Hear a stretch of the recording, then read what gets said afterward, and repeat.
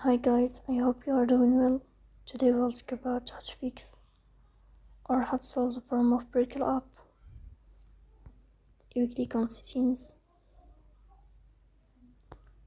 Here we click on apps, default apps, app settings. Then here we search about Prequel and you will click.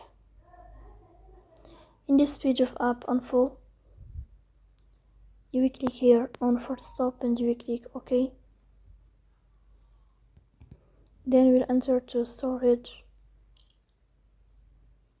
Here we click on clear cache. Then you will turn off your Wi-Fi and you will turn on your Wi-Fi again to fix that problem. So please don't forget to support us by like and subscribe. See you next time and thank you for your watching and